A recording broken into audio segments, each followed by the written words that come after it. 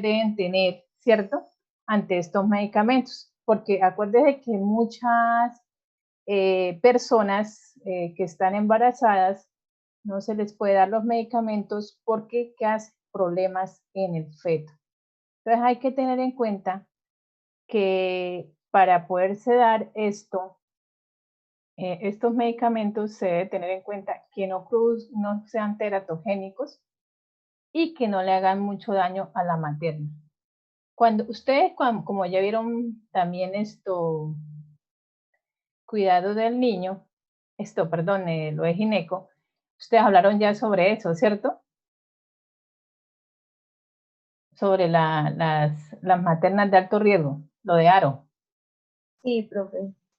O sea, ustedes hablaron de la hipertensión, hablaron de la hipertensión, hablaron de eclampsia, preeclampsia, síndrome de Gel. ¿Sí lo hablaron?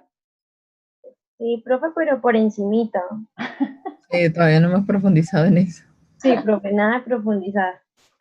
Yo no voy a, o sea, aquí la clase no es de fisiopatología, aquí es de medicamentos, pero sí voy a hablarles un poquito de la fisiopatología y de la definición, ¿vale? Bueno, entonces ahora sí vamos a dar ya hora de empezar porque si no nos coge la noche. Entonces vamos a compartir pantalla. Entonces, cuando nosotros, ya la empecé a grabar también, cuando nosotros hablamos de hipertensión en el embarazo, tenemos que mirar que para poder determinar si una persona tiene hipertensión hay que hacerle un chequeo. El chequeo consiste sencillamente en la técnica de cómo yo tomo la tensión arterial a esta materna y que sí tenga unos datos alterados. O sea, según el protocolo que nosotros tenemos, cómo se debe tomar la tensión arterial. ¿Qué me puede decir? No todos al tiempo. ¿Qué cuidados tenemos que tener? Como no contestan, yo contesto. Primero, que la materna esté en reposo por lo menos de 5 a 10 minutos. Que cuando le tomen el brazo está a nivel del corazón, el brazo preferiblemente el derecho. Que hay que mirar, la persona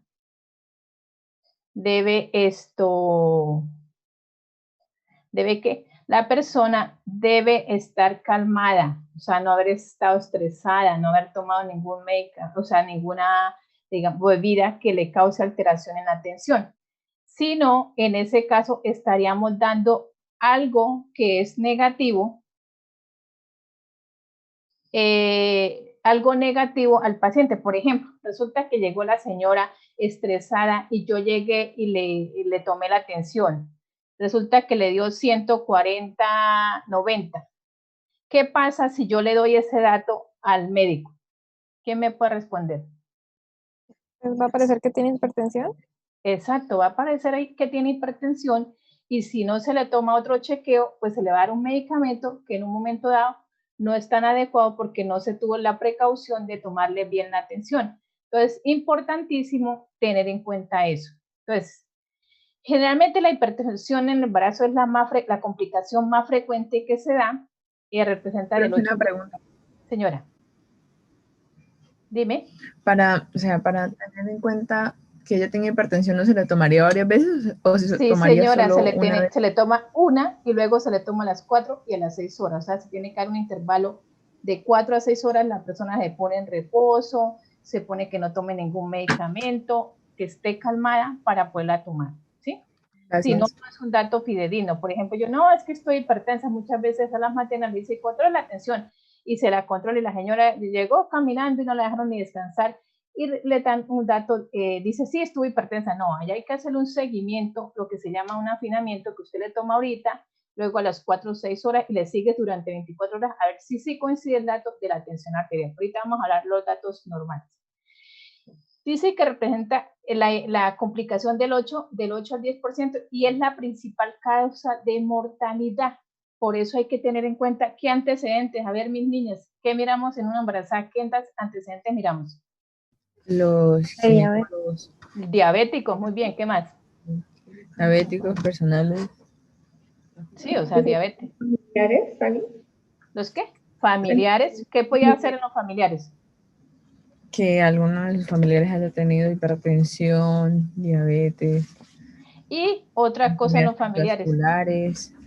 exacto, También y se le que, vería como lo de GC, o sea, todo lo obstétrico generalmente, ¿no? exacto, y si hay antecedentes en la familia de qué, de hipertensión inducida en el embarazo. Entonces siempre indagamos eso, porque si nos dicen que tiene, entonces yo a esa materna la voy a seguir más, porque las rutas que son la ruta de materno perinatal, dice claramente que a las maternas que están en riesgos ginecostetricio, de gineco, los riesgos patológicos, tiene que ser un seguimiento continuo con examen de laboratorio, con chequeos, con monitoreos. Entonces yo a esas maternas tengo que seguirlas para poderle dar un tratamiento, porque ¿cuál es la complicación? La mortalidad, porque después de que un paciente, una materna de estas haga una eclampsia, puede llegar a convulsionar, y si no se maneja esa convulsión, en una convulsión de esa prolongada, que esto no está manejada, puede llegar a la muerte, ¿sí? Entonces, por eso estas maternas tienen que tener control estricto. Entonces, ¿qué definiciones hay que tener en cuenta? ¿Qué significa que una persona pueda tener sintomatología de una hipertensión? Entonces, lo que usted puede hacer de una hipertensión es, en la prehipertensión, él mira siempre la sistólica y la diastólica. Entonces, normalmente una mujer debe tener el valor normal de adulto, ¿no? 120/80. Pero cuando una prehipertensión se maneja el sistólica entre 120 y 139, ¿cierto? La diastólica también se sube puntos hasta 89. Entonces, yo ya este paciente, como me dio estos datos, ya tengo que tenerla en vigilancia estricta para que no pueda ocurrir una hipertensión. ¿Qué pasa? Si ya sucede en el embarazo la hipertensión, ¿cuál es la medida acá? Que yo ya empiezo a mirar cuál es el valor del paciente, que en este caso se dice que hipertensión en embarazo es mayor de 140, la sistólica, y la diastólica mayor de 90, ¿cierto? Se debe hacer un reporte, lo que decía su compañera, en un periodo, digamos, de 24 horas, donde esté en reposo y monitoreo continuo. Entonces, yo tengo que estar vigilando a esa paciente. Entonces, yo tengo que mirar que muchas veces los pacientes pueden presentar hipertensión crónica, pero que eso puede darse por antecedentes que tiene esta materna. Entonces, yo tengo que mirar si la sistólica, cuando es crónica, estas tensiones mayores a 160, la sistólica, y las diastólicas mayores de 110, me puede llevar a que esa materna pueda desarrollar rápidamente una eclampsia, o sea, complicaciones neurológicas o de muchos órganos debido a esa presión arterial. Y la eclampsia, la preeclampsia, que muchas veces ustedes han visto que si tenemos pacientes con esto, ¿qué prefieren? ¿Cuál es la conducta a seguir? ¿Qué hacen cuando una paciente está con una tensión alta? ¿Qué pasa? Cuente. Cuando están con una presión. Informarle al médico para mirar Sí. las indicaciones a las que se debe seguir. Exacto, entonces, pero acuérdese, cuando yo tengo un paciente con una tensión alta, tengo que tener valoración neurológica. O sea, usted mira reflejos, mira apertura ocular, porque puede ser una encefalopatía hipertensiva. Entonces, yo tengo que mirar a ese paciente. O sea, examinarlo en la parte cardiovascular, en la parte renal y en la parte neurológica. Cuando ya tengo un paciente que me está desarrollando preeclampsia, o sea, es aquella hipertensión que se desarrolla después de las 20 semanas de gestación y ya empieza a tener sintomatología renal. Entonces, ¿qué empieza a tener el paciente?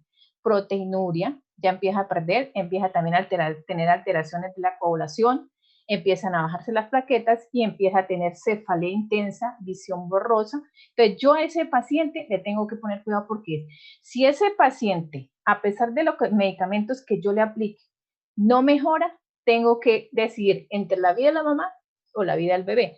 Si es un paciente que, pues, digamos, se logra controlar, pues se deja que llegue a una gestación que no llegue a una eclampsia o un síndrome de Helen. Entonces, hasta ahí se mantiene. Si la sintomatología aumenta, la tengo que desembarazar. Si el niño alcanza a estar en las edades de prematuro viable con la vida, se empieza a hacer maduración pulmonar.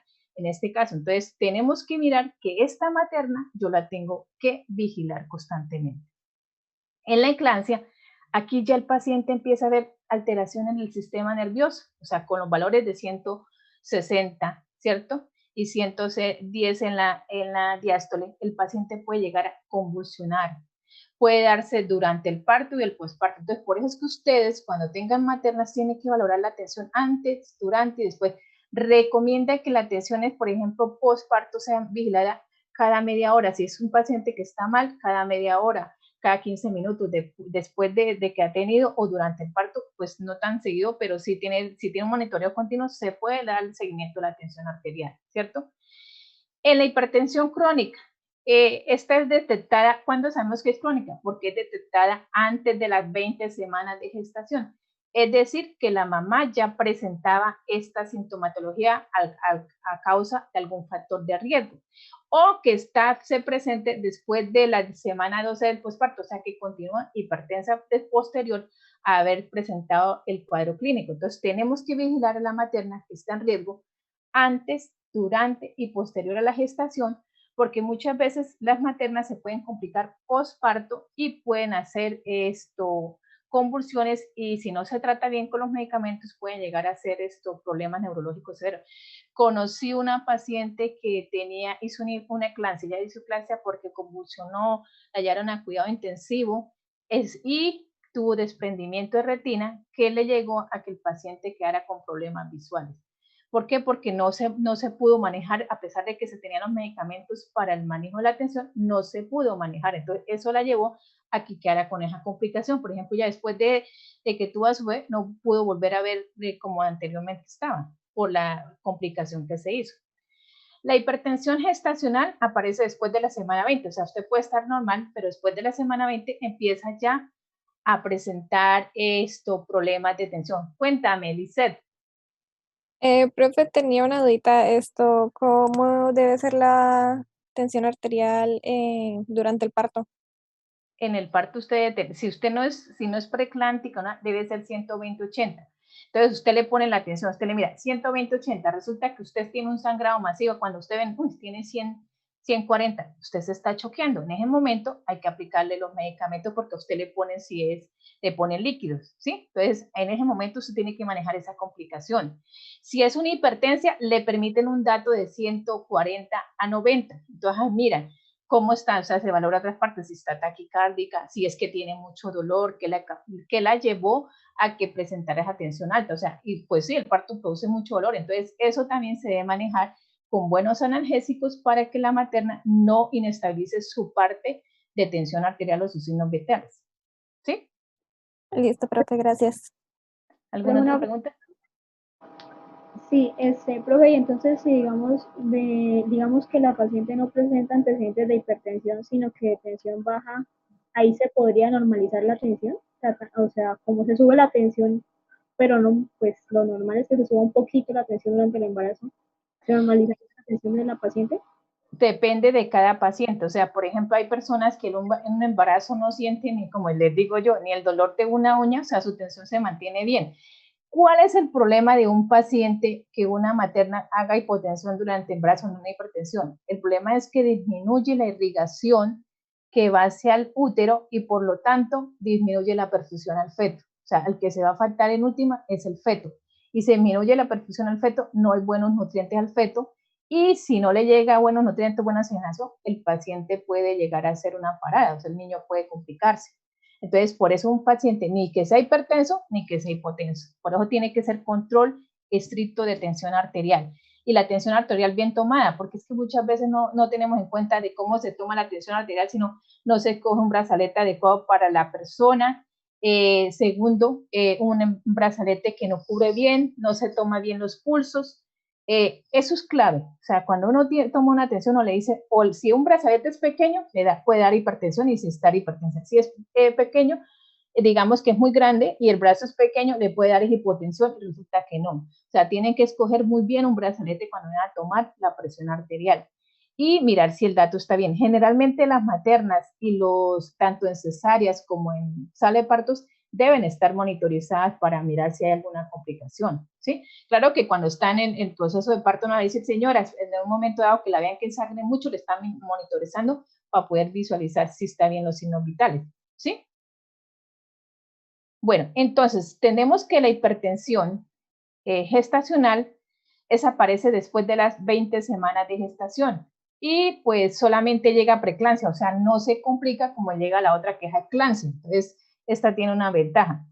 Y en la última complicación, que es la más severa, que es el síndrome de Hell. Este paciente, ¿qué pasa? El síndrome de Hell ya llega con hipertensión, también llega a causarse una falla hepática, o sea, el paciente llega a hacer coagulopatía, empieza a tener bajas plaquetas, empieza a aumentar las bilirrubinas, empieza también a aumentar las transaminasas, además de eso empiezan a hacer una alteración en la coagulación y fuera de eso, como tiene una falla renal por la hipertensión que venía haciendo, el paciente viene con proteinuria, entonces digamos que el cuadro clínico se vuelve más severo. Entonces, por eso tenemos que, digamos que yo les mostré las complicaciones para que se pueda manejar la tensión arterial. Entonces, ¿qué tenemos en cuenta? Que cuando yo tengo una materna, siempre tengo que indagar factores de riesgo. Lo que decían ustedes, si presenta diabetes, si en anteriores embarazos había presentado preeclampsia, los extremos de edad, las personas muy jóvenes, menores de 16 o 15 años, las personas mayores de 35 años y que no hayan tenido, son las más propensas a presentar hipertensión. También lo que es las personas hipertensas, diabéticas, todo eso lleva a un hecho de factores que sean posibles para hipertensión en el embarazo. Entonces, nosotros desde ya, cuando estemos, digamos, en toda la parte clínica, tenemos que mirar cuáles son las maternas, como enfermeros, que ustedes van a ser líderes de esos servicios, quiénes son los que se nos pueden complicar, porque cuando se complica, no se complica la materna sola, se complican dos, el bebé, el feto y al mismo tiempo la materna. Son dos los que estamos ahí manejando. ¿Cómo en la fisiopatología? Hablé de la preeclampsia, que digamos que es cuando empieza. Entonces, ¿qué pasa? No se sabe hasta el momento, no hay una clara, digamos, etiopatología o etiogenia que nos puede decir, fue por tal. Dicen que pueden ser factores genéticos, factores ambientales o factores inmunológicos que hacen que cuando haya la concepción, el semen que llega a la mujer hace que desencadene como factores inmunológicos y desencadenen sí la respuesta inflamatoria, la respuesta que se está dando. Esto lleva a que la implantación de los trofoblastos a nivel de la placenta no sea bien, haya una hipoperfusión porque no desarrollan bien los vasos sanguíneos, hay una isquemia porque hay unos factores que aumentan, digamos, el problema de disminuye, como dijera, la formación de vasos sanguíneos. O sea, la enzima, la tirosina, no permite que se pueda dar una buena digamos, formación de vasos, a no formarse unos buenos vasos, hace que se altere también las prostaglandinas y el óxido nítrico, que son vasodilatadores, y aumentan las sustancias vasoactivas, como el trombosano. Eso hace que esas sustancias se vayan a la circulación materna y en la circulación materna hace una disfunción endotelial, hace un vasoespasmo generalizado y hace un síndrome materno, que el síndrome materno activa la angiotensina 2 y causa vasoconstricción y ya una hipertensión, lleva edemas, a nivel renal hace una proteinuria, hace coagulación vascular diseminada, hace trombopenias o trombocitopenia, hace destrucción de glóbulos rojos, en el hígado puede hacer necrosis, ¿cierto? Hemólisis, y a nivel del sistema nervioso central puede hacer convulsiones. Importante, que en el primer trimestre donde se está dando ese proceso, o sea, no sé, por eso es que dice que en la semana 20 es que se empieza como a manifestar a presentar todo este daño que se está dando a nivel de la placenta. Y en a partir del tercer trimestre empieza a presentarse ya como la sintomatología más clara del paciente. Entonces, hay que mirar que si es una materna que tienen antecedentes de una hipertensión y desarrollan la preeclampsia, o sea, desde el principio va a tener ya factores como son vasoconstrictores alterando la perfusión de esa parte de la uteroplacentaria. Entonces, va a afectar más su proceso de tensión arterial, ¿cierto? ¿Cómo lo diagnosticamos? O sea, ¿ustedes qué tienen que ver? El paciente puede tener una proteinuria, es decir, que la orina de 24 horas va a tener mayor de ¿cuánto? Va a tener una mayor de 30 gramos, 30 miligramos inicialmente. Va a haber insuficiencia renal, o sea, empieza a alterar lo que es la albúmina y la creatinina. Va a tener gastos urinarios menores de 0,5. Va a tener enfermedad hepática porque va a haber aumento de las transaminasas. Va a tener dolor a nivel del epigastrio. Va a tener aumento también lo que decíamos anteriormente de la GOT, la GPT. Y en las alteraciones neurológicas, ¿qué es lo que debemos estar valorando en el paciente? Va a haber cefalea, aumento de los reflejos, ahí puede haber alteraciones visuales, el paciente dice no veo bien, entonces ya empieza a ver visión borrosa, fotofobia, va a tener una poca alteraciones y alteración de la conciencia. Esto quiere decir que está haciendo una encefalopatía hipertensiva por la tensión alta. A nivel hematológico, las plaquetas menores de 100.000, va a haber una coagulación intravascular diseminada con una 6D, van a alterar los tiempos de coagulación, aumento del dímero D, los puntos de degradación, entonces va a tener una serie de alteraciones hematológicas, hay hemólisis, por eso las bilirrubinas se aumentan en este caso, y se va a ver ictérica la paciente, y alteraciones fetoplacentarias, entonces el paciente, esto va afectando más que todo al recién nacido, porque el recién nacido cuando viene de una madre preclántica, generalmente el paciente es de muy bajo peso, entonces el paciente que tenemos que debería pesar por su edad gestacional que tenga 35 semanas, que debe tener un peso más o menos en promedio como de 1.800 a 2.000, va a pesar por ejemplo 1.000 gramos, perdón, 1.000 gramos. Entonces, ¿qué pasa? Que no, como no hubo buena circulación hacia la placenta, entonces no tuvo los nutrientes para poder tener un buen crecimiento. ¿Cuál es el tratamiento? ¿Cuáles creen ustedes que es el tratamiento? ¿Qué me puede decir? ¿Cuál sería el tratamiento? Captopril, los medicamentos antihipertensivos. No. La dieta también, primero que todo. No. Entonces les voy a mostrar, ahorita les explico por qué el captopril no. El primero que vamos a utilizar, el ninfedipino, es el indicado para las maternas. Entonces, ¿cuál es?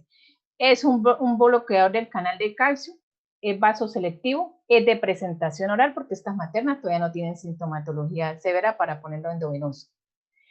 ¿Qué hace? Bloquea los canales de calcio para disminuir el calcio intracelular, es de corta relajación. ¿Cuál es la acción? Relajación del músculo lisio arterial y el descenso de la poscarga, porque cuando hay vasodilatación, el retorno venoso se disminuye. ¿Qué pasa? Que empezamos con dosis de 10 miligramos, podemos llegar a la de 4 a 4 horas, o sea, lo podemos poner cada 4 horas o cada 8 horas, hasta llegar a una dosis máxima de 20 miligramos, que puede administrarse cada 6 o cada 8 horas. ¿Qué vigilo como enfermera? La tensión arterial, porque al producir vasodilatación, baja la presión arterial, disminuye el pulso también, produce taquicardia, o sea, produce en ese momento, la vasodilatación hace que se produzca taquicardia refleja. Entonces, que yo miro que si se me baja la tensión arterial en esta materna, disminuye la perfusión de la placenta, luego afecta al niño. ¿Qué tengo que tener como enfermero para esa señora? Monitoreo continuo, vigilar que si tiene cefalea, rubor, edema, vigilar también la vitamina D, si no se toca mirar porque esto reduce el efecto de la vitamina D. Entonces, si es un paciente que tiene un problema renal, tengo que mirar que si le estoy dando calcitriol, no me funciona. Entonces, tengo que mirar en qué momento se lo doy o cómo está el paciente. ¿Qué vigilo? Vigilo cefalea, mareo, edema, ¿cierto? Estreñimiento y el malestar, sensación de malestar. Entonces, ¿yo qué vigilo en este paciente? Cuando yo le administro la dosis, porque es de acción rápida, yo de una vez miro si el paciente mejoró o no mejoró. Le digo, doctor, si está mejorando o no está mejorando, entonces él de una vez dice, póngala de cada 4 horas, entonces para mirar y le estoy haciendo un monitoreo continuo de los signos vitales. Listo, resulta que no mejoró con este solo medicamento, me toca ayudarle con otro. Entonces, ¿cuál es el otro indicado que yo aplico para manejar?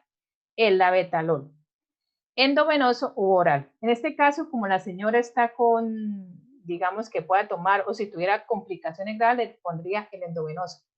¿Cuál es la acción del labetalol? Es un beta bloqueador de receptores alfa-adrenérgicos.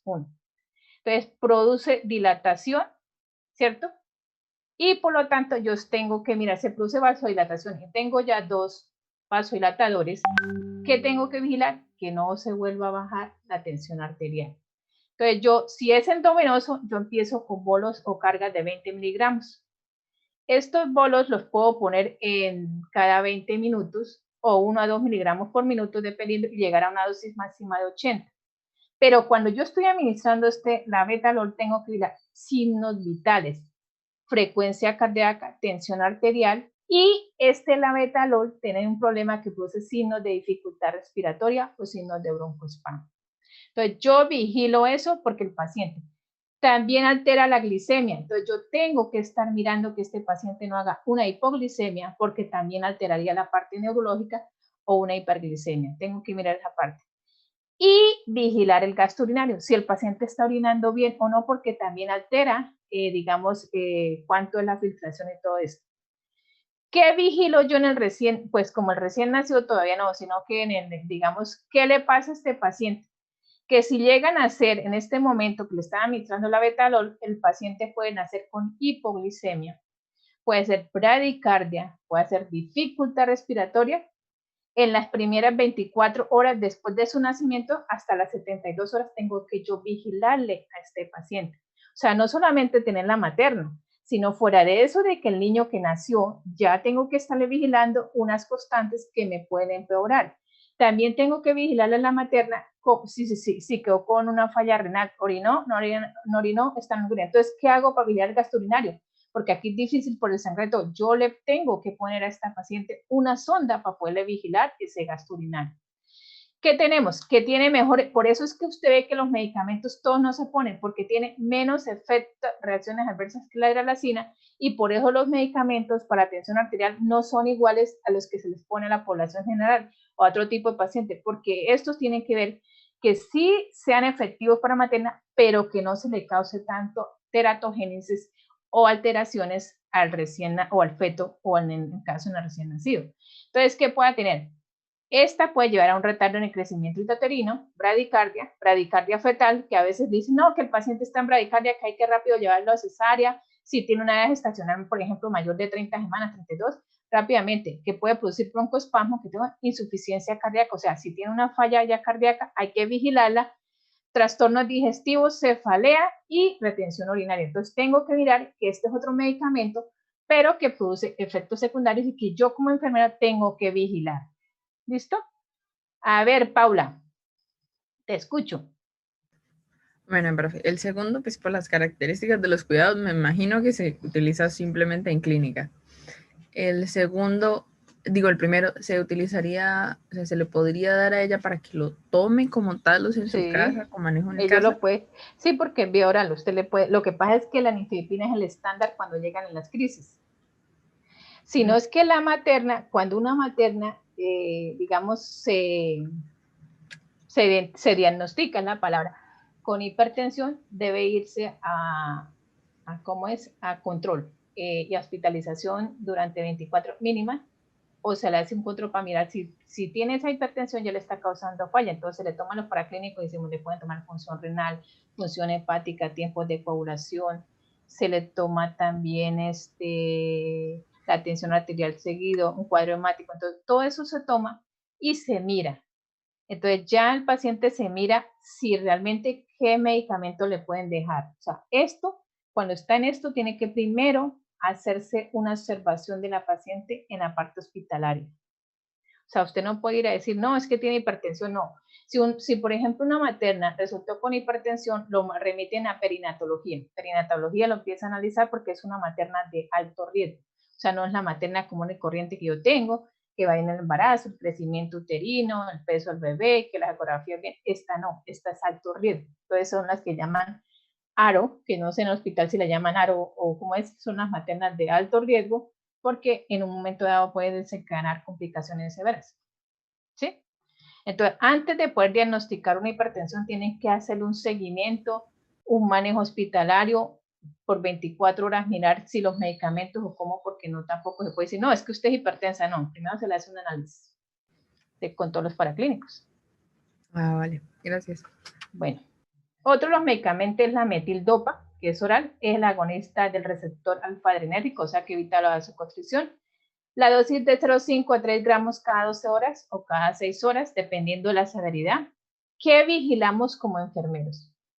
Signos de ictericia, de sangrado y el estado de conciencia, porque ella actúa, produce efectos en esta parte, en la parte hepática y en la parte del sistema nervioso central. Entonces, ¿qué puede producir? Somnolencia, ¿cierto? Entonces, el paciente, perdón, me corrí. Sí, entonces puede producir así. Somnolencia, malestar, anemia, hepatopatía. Entonces, yo tengo que estar mirando eso en los pacientes. Entonces, y no hay efectos graves en sí para la materna como para el feto. Entonces, por eso también está indicado uno de los medicamentos en la hipertensión en el embarazo. Entonces, yo tengo que mirar que este paciente, la parte hepática, entonces yo tengo que mirar cómo están las escleras, si la piel se puso amarilla, qué le está pasando, si se puso pálida, entonces le mira cómo están las escleras, está pálido, o si está fatigada. Entonces yo digo, ay señora, entonces por eso es que en el embarazo, como tiene tantas alteraciones a veces, digamos, tienen que ponerle medicamentos que les ayude en la parte de subir el hierro, el ácido fólico, y además de eso le va a aportar algo a bebé que evite una complicación como es el mielomeningocele, ¿no? Porque es una de las, digamos, que se le aplica eso al bebé para que tenga una mejor formación del sistema nervioso central. Entonces tenemos que vigilar eso. Otro de los medicamentos, este es ideal, pero no está en Colombia disponible, la hidralazina endovenosa. ¿Qué hace? Reduce la resistencia vascular periférica, actúa sobre el músculo liso, arterias, sobre las arterias y es vasodilatador. Entonces, ¿qué pasa? Que sí, muy bueno, pero no está en Colombia, pero es bueno que ustedes tengan conocimiento porque resulta que pueden ir al exterior a hacer cualquier pasantía y sepan de este medicamento. La dosis va de 50 a 300 miligramos, que puede ser cada 8 o cada 6 horas. ¿Qué vigilamos? Dicen ustedes, ¿por qué escribe diario vigilar la atención? Porque es que si usted a un paciente le administra varios hipertensivos, puede ser que si yo, la precaución como enfermero que tengo que ver, que los antihipertensivos no me queden al mismo horario. Es decir, que si yo una paciente la tengo que poner una a las 8, una dosis, la otra a las 10, la otra a las 2, dependiendo de los antihipertensivos que yo tenga, le aplico, porque si yo los aplico a la misma hora, ¿qué puede ser? Una hipotensión, y la hipotensión es grave para el bebé, al igual que la materna. Entonces yo tengo que mirar como enfermera esos cuidados. ¿Qué vigilo?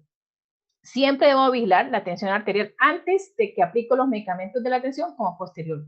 ¿Qué produce? Hipotensión, taquicardia, trombocitopenia, es decir, que en el feto produce disminución de las plaquetas y puede llevar a taquicardia en el recién nacido.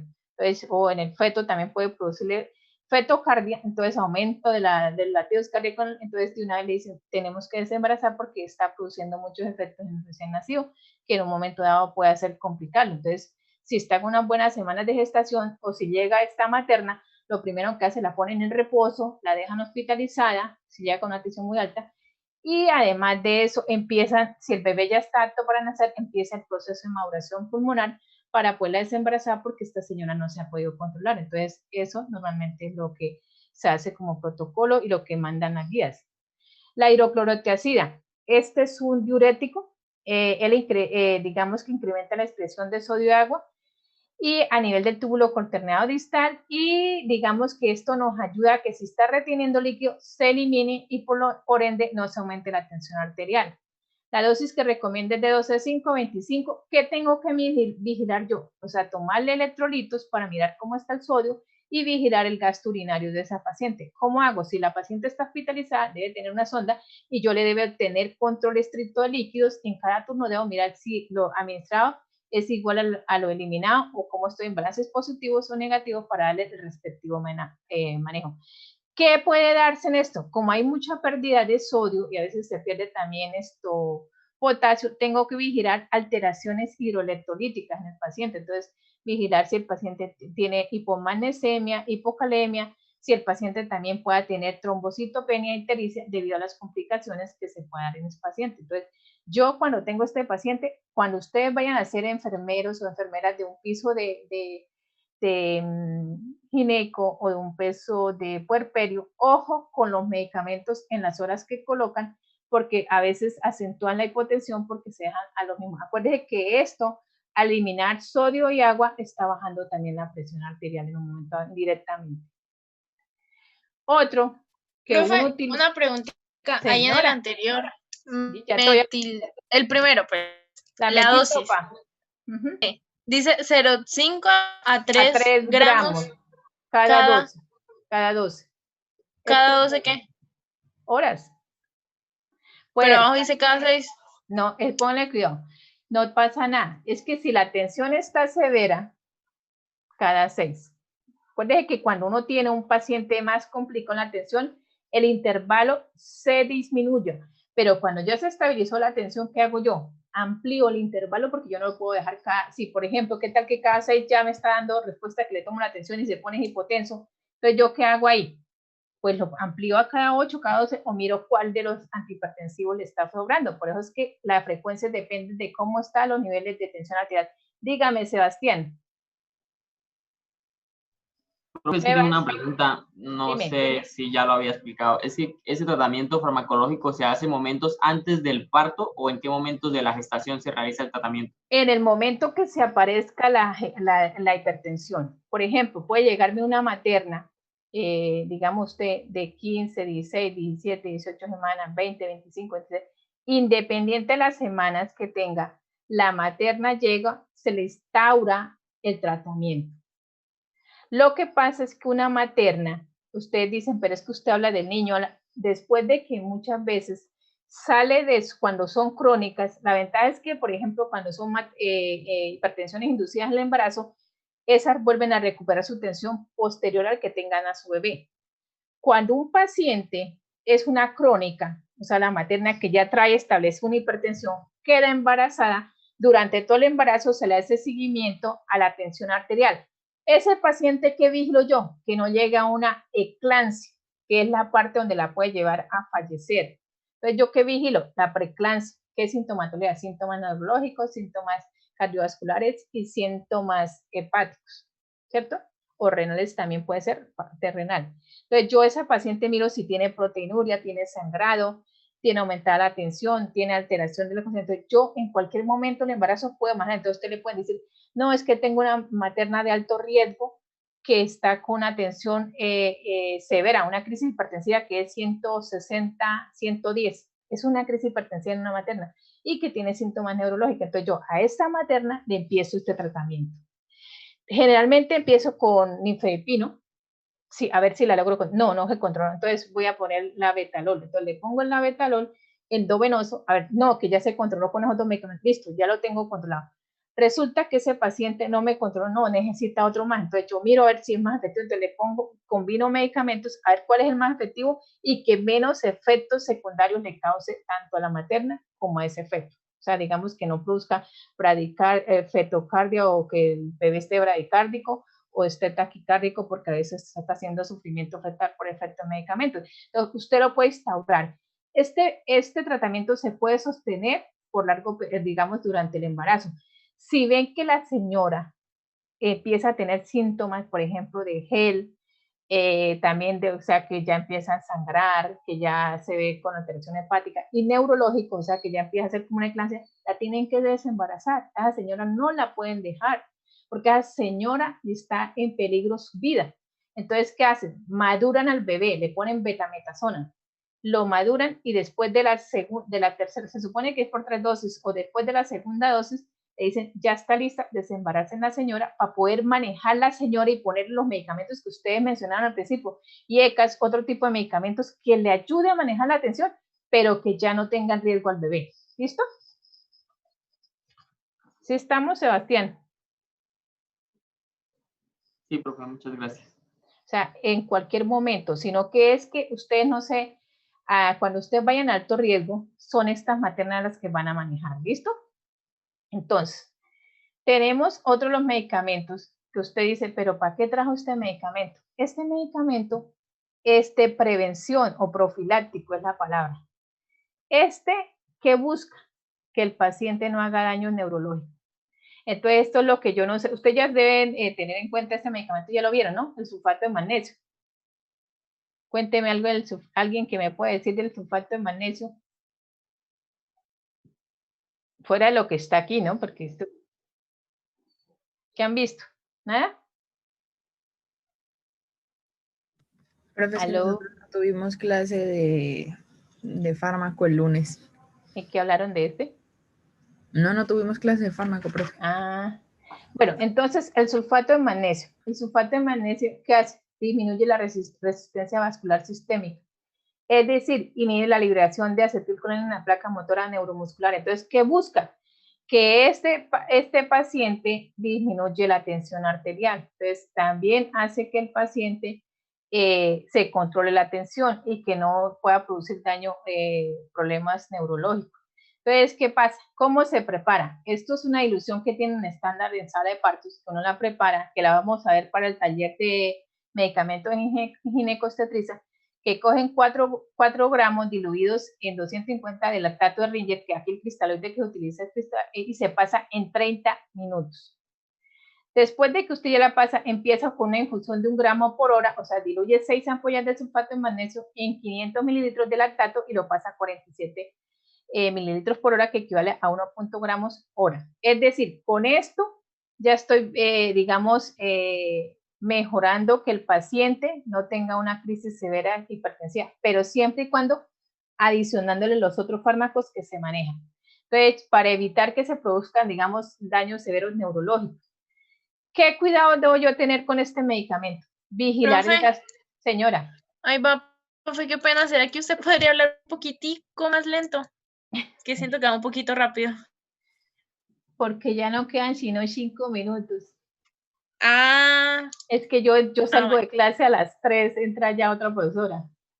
Ah, bueno.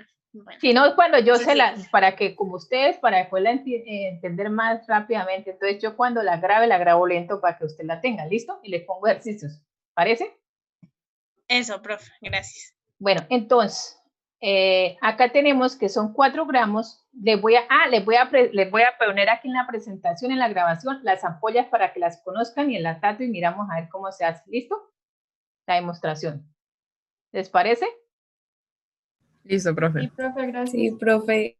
Bueno, entonces, ¿qué vigila? Vigila el gasto urinario, vigila la frecuencia respiratoria porque deprime la parte respiratoria, vigila reflejos osteoendógenos porque también altera los reflejos, control de signos vitales. Este paciente cuando se empieza el tratamiento, porque esta materna está en regulares condiciones, entonces hay que vigilar líquidos administrados eliminados para, si llega a producirse una intoxicación por sulfato de magnesio, o sea, hace una hiporreflexia, hace una depresión del centro respiratorio, yo tengo que tener listo en mi carro de paro un medicamento que inactive el sulfato de magnesio. Entonces, ¿cuál es el que contrarresta el efecto del sulfato de magnesio? El gluconato de calcio. Acuérdense eso, el gluconato de calcio me revierte el efecto del sulfato de magnesio. ¿Listo? Entonces, yo tengo que tener en mi carro de paro ese medicamento. Otro de los medicamentos que desafortunadamente ha tenido que aplicarse, pero que produce mucha, digamos, mucha alteración en el feto por la intoxicación que puede hacer el tiosinato, es el nitroprusiato de sodio.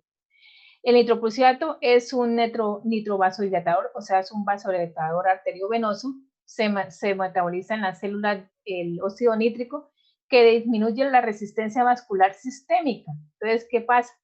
Que lo que hace es disminuir las resistencias vasculares y por ende hace vasodilatación de los lechos vasculares y disminuye la PVC, también disminuye la precarga.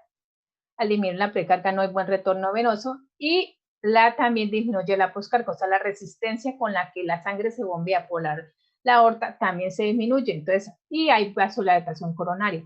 ¿Cuál es el problema de esto? Que el tiosinato, que hace parte del nitroprusiato, es tóxico con el tiempo, entonces, y produce daño, digamos, alteraciones a nivel de del feto, y por eso también no es tan recomendable. La dosis de 0.25 microgramos kilómetro puede llegar hasta 0.5, porque en dosis más alta puede ser, no es adecuado. En la literatura dice que máximo está 0.5, pero otros artículos consideran que 3 microgramos kilómetro.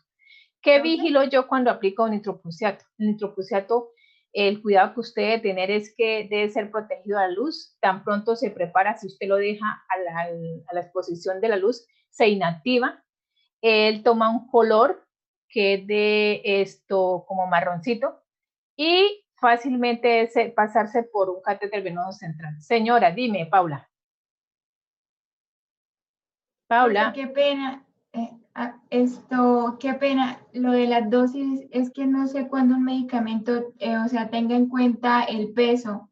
Pensé que era como por la vía de administración, pero no sé, no estoy segura. Es que esta es como es un nitroprusiato, un vasodilatador arteriovenoso, esta se pone por microgramos kilómetro. Entonces, aquí tenemos en cuenta el peso de la materna para administrarlo. Al igual que este sí se utiliza para todo tipo de población, entonces se pone microgramos kilo-minuto.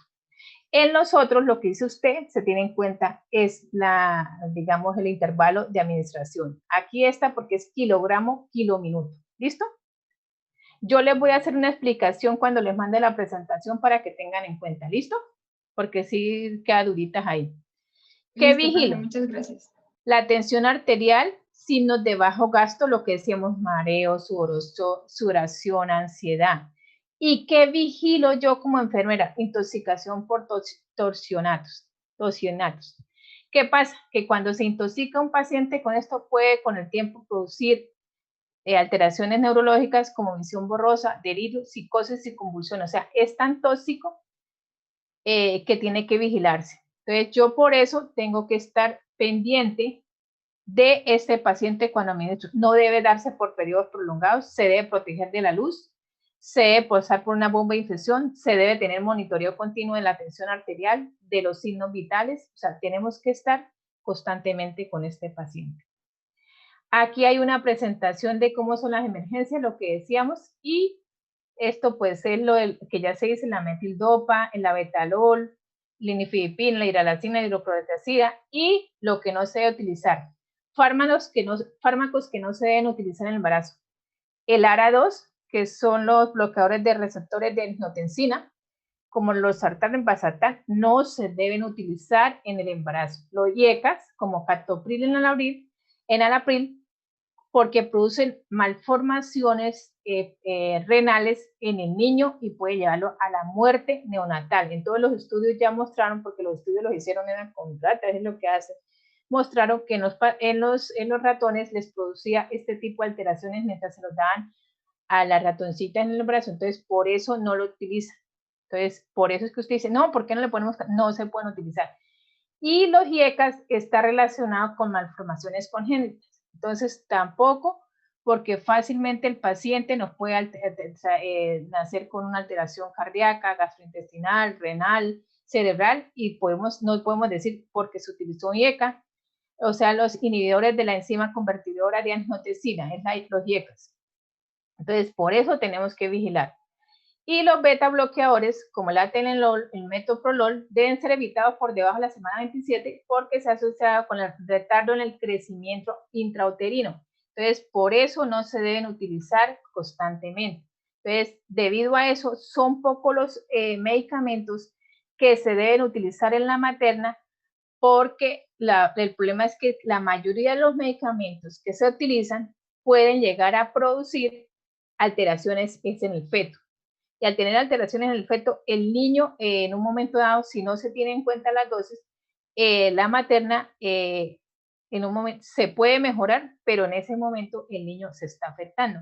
Entonces, por eso es que una materna le dicen a usted, venga, es que no se la puedo controlar la tensión, está en síndrome de Gela. Entonces, venga, la única, digamos, solución que hay es desembarazarla para que así, digamos, se empiece a manejar bien la materna para poderle poner los medicamentos que sí se pueden manejar y el bebé se maneja en la unidad de cuidado intensivo. Si nace con síndrome de dificultad respiratoria, pues se va a manejarse ya con ventilación. Si nace con problemas de tensión, pues se le irán a poner los medicamentos para subir la tensión en la UCI. O sea, el manejo ya queda independiente para poderle dar un mejor, digamos, calidad de vida a esa materna. Porque si yo la dejo con una eclampsia a esa materna, ¿qué pasa? Que fácilmente puede llegar a hacer una parada cardíaca por las convulsiones y que no son manejables, porque así usted, el estímulo que tiene es el embarazo continuo, que es el que lo desarrolló y lo ha llevado a que se esté produciendo esa hipertensión. Si yo le llego a quitar en ese momento que la desembarazo, ya empieza como a controlarse mejor la tensión y ya el paciente va a estar en mejores condiciones. Entonces, por eso es importantísimo que yo vigile en el paciente en qué condición está y cómo está.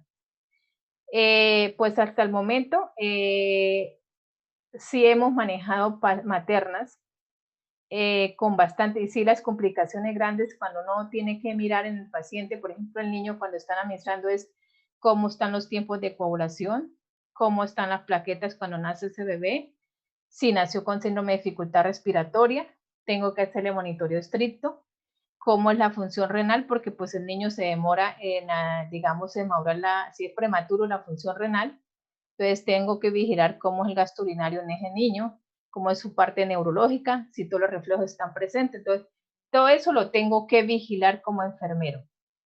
¿Listo? Aquí tenemos un cuadrito pues que habla de la atención, porque en este momento... ¿Profe? Señora.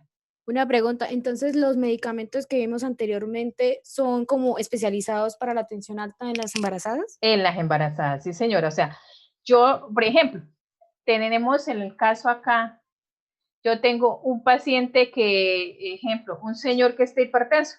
A ese señor que está hipertenso yo le puedo poner IECAS. ¿Por qué? Porque él no tiene ninguna contraindicación. Tiene que ser mirar qué otro tipo de esto. Pero como está embarazada, yo tengo que mirar los mejores medicamentos que no le causen tanto daño a ella, o sea, que no produzca tantos efectos secundarios, ni que le cause tantos efectos a las condiciones maternas ni a las condiciones fetales. Porque en últimas, el que va a llevar más a ese efecto, por ejemplo, cuando yo aplico un medicamento que bajo la tensión, disminuyo la perfusión a nivel de la placenta. Al disminuir la perfusión a nivel de la placenta, afecto es el gasto cardíaco o la parte de perfusión de ese feto. ¿Sí? Entonces, por eso hay unos medicamentos que ya se tienen en las guías. Entonces, la guía dice, se utiliza para luego para esto. Entonces, dependiendo. Entonces, pero la materna que está hipertensa, primero se le hace una observación y posteriormente se mira qué medicamentos, y si se logra controlar la tensión, ahí sí la mandan para la casa con medicamentos para la tensión. Pero si la señora dice, después se le enseñan los signos prodrómicos, digamos, de crisis hipertensiva, entonces si señora si llega a tener un dolor de cabeza intensa, edema en las extremidades, que empieza con orina como con espumosa o con sangre, consulte, porque ahí está pasando a nivel renal, a nivel neurológico, entonces tiene que consultar. Y son pacientes que son de mucha observación. Hay pacientes que han durado con en observación 1 mes, 2 meses en reposo absoluto, porque está muy mal de la atención, entonces no se pueden dar de alta. ¿Sí? ¿Alguna otra pregunta? Si quedan preguntas, los vemos en la próxima clase que nos toque medicamentos y las aclaramos porque el tiempo ya llegó a su límite. ¿Qué hora son, chicos, chicas? 2:57, profe. Ya, tengo que salirme. Ustedes no se salen, yo me salgo porque soy la... ¿Ustedes también se salen? ¿Podría volver a donde está como la lista o cuadritos que usted había No, puesto? esta lista no es importante, es que yo lo puse, esta es lo que me interesa, de aquí para atrás. Ah, ok. Esto es como yo tengo por información, pero no se preocupe por eso. A ver, esto era lo más importante, todo esto que hablamos. ¿Listo? Gracias, profe. Bueno, entonces ustedes se salen, ¿cómo es? Me salgo yo porque ya entra su profesora. Hola, Eugenia. ¡Ya entró! ¿Cómo están? Bien, ya me voy. No te afanes. ¿Ahí le queda la grabación? Es que ellas quieren... Si quieres, si quieres párala, ya dale detener para que quede separada.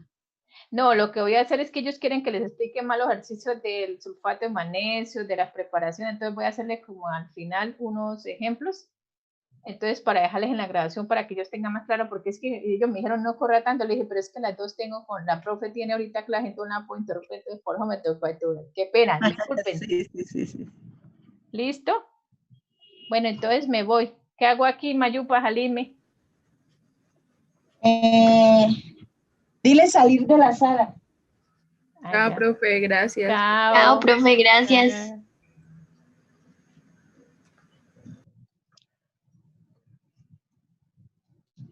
Ay, me salió aquí. Asignar nuevas peticiones. No le vayas a decir finalizar la reunión. No, dice asignar y abandonar. Esa es la que voy a decirle ya. Sí, asígname a mí. Eso.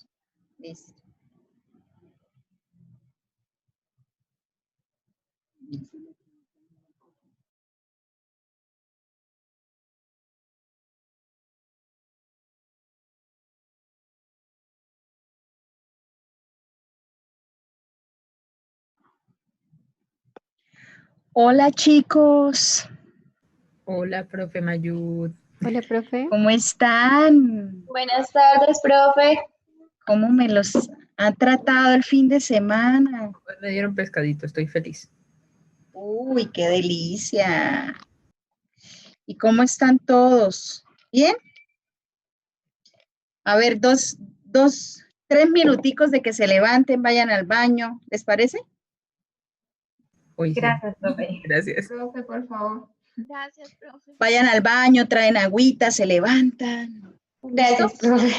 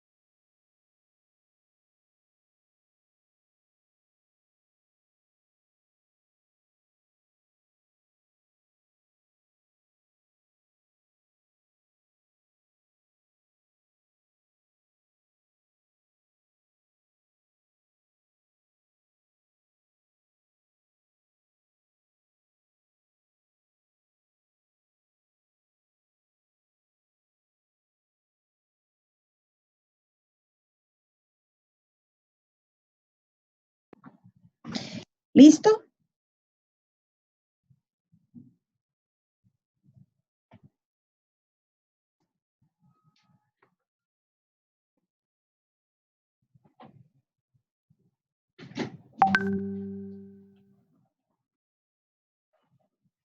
Hola. Hola, profe. Hola, profe. ¿Listo? ¿Ya volvieron? ¿Ya se levantaron? ¿Fueron un poquito a tomar agua, al baño? ¿Sí? Voy a buscar las Oreos. Bueno, mis chicos, vamos a seguir con la clase. Estamos viendo todo lo que hace referencia a los cuidados de los medicamentos, ¿cierto? O todo lo relacionado en la farmacología en las mujeres que están embarazadas, ¿cierto? O en cuidado a la gestante y al recién nacido. Entonces, vamos a ver ahorita todo lo que hace referencia con los antimicrobianos y al finalizar vamos a hablar de la insulinoterapia en las embarazadas. Vamos a dejar unos 5 minuticos y les quiero hacer una pregunta y algunas aclaraciones para el periodo de mañana. ¿Están de acuerdo?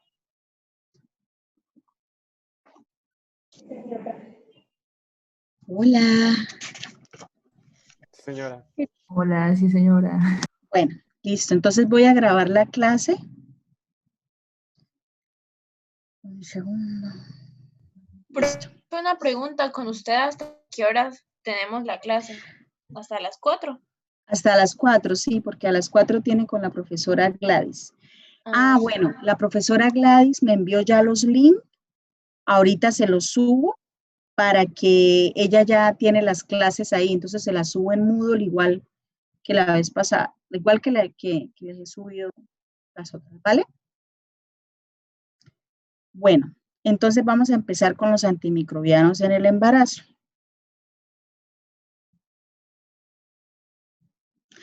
Bueno, los antimicrobianos obviamente pues se utilizan, ¿cierto?, para todo lo que tiene que ver con infecciones. Específicamente vamos a hablar de las infecciones en el embarazo. El embarazo, ¿cierto?, no es considerado una enfermedad, sino más bien una situación especial. Es una situación especial porque en el embarazo hay unos cambios que son fisiológicos y que la mujer experimenta debido, pues, a su gestación. Estos cambios fisiológicos, ¿cierto?, tienen incluidos cambios farmacocinéticos que ocurren durante el embarazo. Estos cambios farmacocinéticos, que son 3, son muy importantes que los tengamos en cuenta. ¿Por qué? Porque son los que marcan muchos de los aspectos relacionados con la administración de estos medicamentos. 1, el volumen de distribución. En las mujeres embarazadas, el gasto cardíaco puede llegar a ser el doble, es decir, el volumen de distribución aumenta. Otro de los factores importantes a tener en cuenta es el metabolismo hepático, que también lo tienen afectadas las mujeres embarazadas por, digamos, todo este aumento de circulación y por el estado de gestación en el que se encuentra. Y el tercer aspecto es el aclaramiento renal.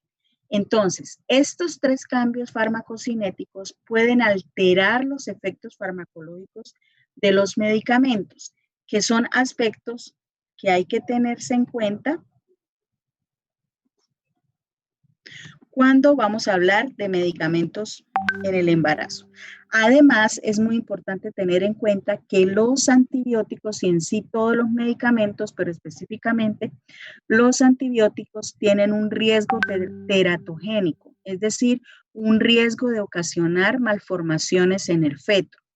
Cuando se administran antimicrobianos en las mujeres embarazadas, no solo se tiene en cuenta a la mujer, sino también hay que tener en cuenta al feto, ¿cierto?, que pues obviamente se está formando. Entonces se deben considerar aspectos relacionados con la toxicidad de los medicamentos en el embrión y en el feto. Bueno, es importante aclarar, ¿cierto?, que con respecto a los antimicrobianos hay poca información farmacocinética. ¿Qué quiere decir esto? Quiere decir que más bien hay pocos ensayos clínicos controlados. ¿Qué son los ensayos clínicos controlados? Los ensayos clínicos controlados son aquellos estudios que son de la más alta evidencia en la cual se hacen pruebas de los medicamentos en una población general y en la cual se busca mirar la seguridad y la eficacia de los medicamentos en determinada población.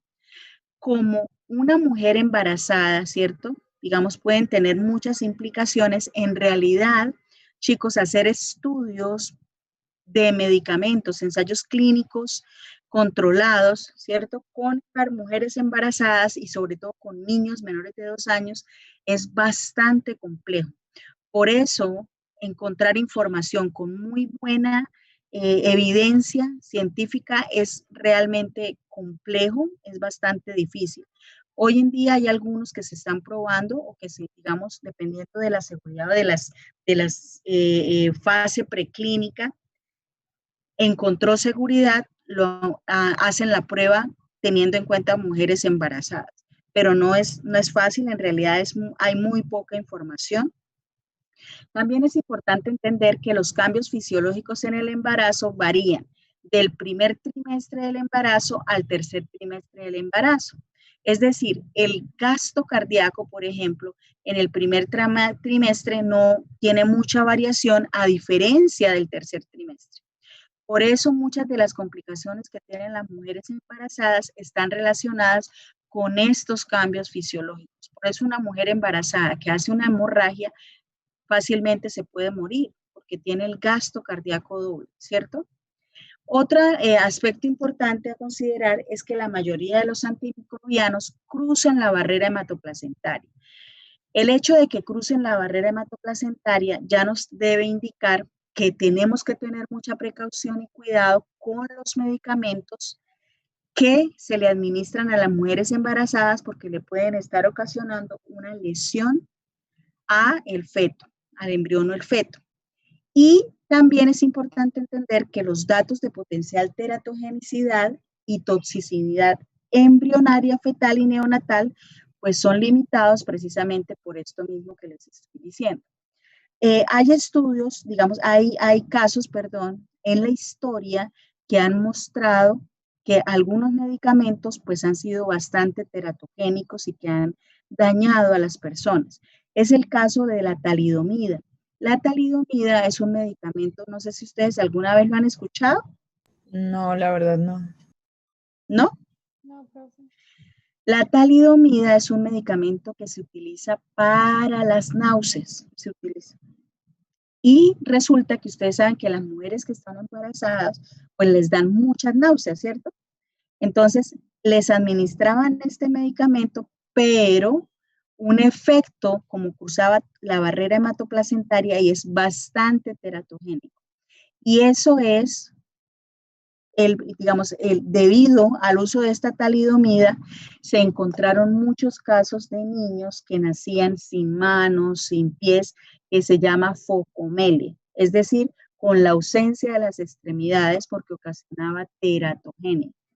Entonces, un medicamento, digamos, en la historia se ha aprendido que los medicamentos no simplemente que sirvan para un efecto, sino que en este caso de las mujeres embarazadas, absolutamente todos los medicamentos tienen una potencial teratogenicidad y toxicidad embrionaria.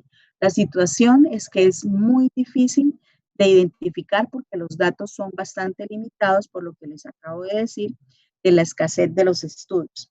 En este sentido, las mujeres embarazadas son consideradas una población vulnerable y al ser consideradas una población vulnerable, pues el uso de medicamentos se tiene con muchísima precaución. Se debe utilizar con mucha precaución. Bueno, ¿cómo funcionan los fármacos antiinfecciosos? El objetivo de los fármacos, ¿cierto?, antiinfecciosos es ayudar a que las defensas del organismo eliminen el patógeno. En este sentido, los fármacos antiinfecciosos se clasifican básicamente en 2 tipos, los bactericidas y los bacteriostáticos. Los bactericidas son medicamentos que matan a las bacterias. Esta palabra ustedes aquí la encuentran, ¿cierto? Bacter, que hace referencia a las bacterias, y sidas hace referencia a matar, ¿cierto? Y acá, por ejemplo, bacterias y ostáticos hace referencia a inhibir, ¿sí? a inhibir, a retrasar, a dejar ahí quieto. Entonces, en este sentido, los fármacos antiinfecciosos pueden ser bactericidas o bacteriostáticos. Bactericidas que matan a las bacterias y bacteriostáticos que retrasan el crecimiento bacteriano dependiendo de las defensas naturales del cuerpo para poder eliminar todos estos microorganismos. Bueno, entonces las células bacterianas, ¿cierto? Son diferentes a las células humanas. Las bacterias, por ejemplo, tienen paredes celulares, usan diferentes vías bioquímicas y contienen ciertas enzimas que no tienen las células humanas. Estas características son muy importantes, ¿cierto? Entenderlas. No es que las bacterias, ¿cierto? Sean iguales a las células humanas. Eso tendría un inconveniente. Tenemos que tener claridad de que hay diferencias y las diferencias están dadas porque tienen paredes, porque tienen diferentes vías bioquímicas y porque contienen ciertas enzimas que las células humanas no tienen. En este sentido, los antibióticos ejercen una cosa que se llama toxicidad selectiva. La toxicidad selectiva es porque atacan, por así decirlo, o actúan a nivel de estos componentes particulares que tienen las bacterias. Entonces se dice que los antibióticos ejercen toxicidad selectiva sobre las células bacterianas. Existen límites para esta toxicidad selectiva y estos límites van a depender de los antibióticos, de la dosis empleada y pues obviamente se deben esperar que hayan efectos secundarios de estos medicamentos. Esta toxicidad selectiva es la que hace que el antibiótico ataque la bacteria y no a la célula humana. ¿Ok? ¿Vamos? Chicos. Sí, señora, ahí vamos. Ok, bueno. Entonces, ¿cuáles son los mecanismos básicos de acción de estos antimicrobianos? Entonces, pueden inhibir la síntesis de la pared celular. ¿Cuáles son estos antibióticos? Los carbapénicos, como el meropenem, el imipenem, las cefalosporinas, ¿cierto? Que hay de primera, segunda, tercera generación, ya les voy a explicar. La isoniazida, las penicilinas y la vancomicina, que es nuestro antibiótico que debemos súper cuidar, ¿cierto? Estos antibióticos son inhibidores de la síntesis de la pared celular. Otros actúan inhibiendo la síntesis de ADN. Entonces, si inhiben la síntesis de ADN, evitan la replicación, como el caso de las fluoroquinolonas o quinolonas, también se le conocen así. Otras que inhiben la síntesis de ARN, ¿cierto? Es decir, al inhibir esta síntesis también se evita, ¿cierto?, que el ARN mensajero transmita la información y pues que también se repliquen estas células. Otras actúan inhibiendo la síntesis de las proteínas. En estos tenemos principalmente los aminoglucósidos, el cloranfenicol, la clindamicina, la linesolida, los macrólidos, las estreptograminas y las tetraciclinas. Y otros actúan a nivel de los antimetabolitos, es decir, evitan que se conviertan, ¿cierto?, enzimas o metabolitos esenciales para que esta célula bacteriana sobreviva, se replique e infecte, como es el caso de las sulfamidas. Bueno, hay un concepto muy importante que nosotros debemos conocer y es el de la resistencia adquirida. ¿Qué días me hablaban de si habían superbacterias? ¿Cierto? Me preguntaban de eso. ¿Se acuerdan? Sí, señora, que se dan por el mal consumo, pues, bueno, el mal uso de los antibióticos. Exactamente. Bueno, Este mecanismo de resistencia bacteriana es muy importante que lo entendamos, ¿sí? El mecanismo de resistencia bacteriana lo generan las bacterias por muchos factores, ¿cierto? ¿Qué es lo que ocurre? Estos organismos, ¿qué es lo que hacen? Mutan porque ellos necesitan sobrevivir y para poder sobrevivir, pues tienen que tener una replicación. En esta replicación, ¿cierto? Se genera un organismo que es resistente al antibiótico que se le está administrando. ¿Qué ocurre cuando se le aplica el antibiótico? Pues todos estos organismos, microorganismos que no son resistentes y que pueden, ser alcanzados por el antibiótico, mueren y al morir queda esta que es resistente. Entonces, al quedar el resistente, ¿cierto? Con el tiempo, este organismo empieza a replicarse porque le quedó mucho, ya le quedó el espacio, así, para que empiece a replicarse y entonces este organismo resistente, ¿cierto? Se divide rápidamente, infecta al paciente, pero como ya generó la resistencia, este antibiótico que antes servía para esto, pues ya no sirve para esto. ¿Por qué puede ocasionarse? Por muchas cosas. Uno, por el mal uso de los antibióticos, ¿cierto? Porque de pronto las personas les explican, las personas que dicen, le mandan el antibiótico, me tomo el antibiótico, me sentí bien, ya terminé, ¿cierto? Otros que dicen, no, ya se lo toman a destiempos. Entonces, al tomárselo a destiempos, pues genera toda esta resistencia bacteriana que hace que sea más complejo. Hoy en día, ¿cierto? Hay una alerta en el que nos podríamos quedar sin antibióticos. ¿Por qué? Porque ya se sabe que muchas de las bacterias, por muchas situaciones, están generando resistencia. Bueno, otra parte importante que debemos entender antes de meternos en el tema profundo de los antibióticos es cómo se clasifican los fármacos que se le administran a las mujeres embarazadas.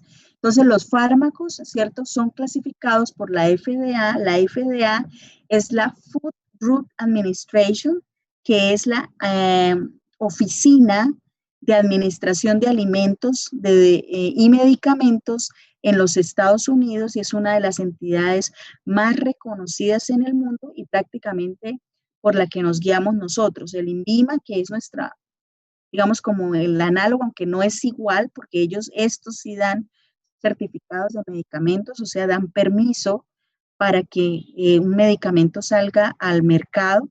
Por ejemplo, la vacuna ahorita tiene que tener, para que salga al mercado, tiene que tener el permiso de la FDA. Clasifica los fármacos por su riesgo con el feto, ¿cierto? Se dice que en 1966, espérame un segundo, chico.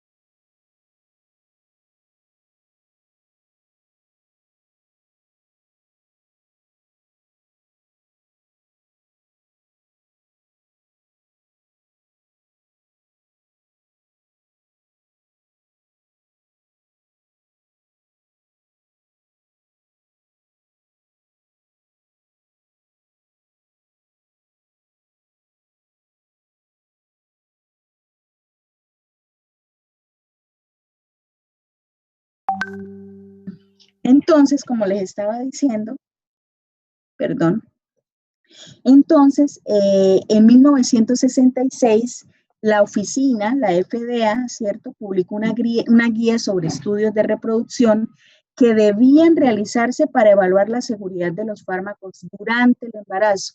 Muchas de las cosas, digamos, fueron generadas por el episodio que les comenté hace un momento de la talidomida.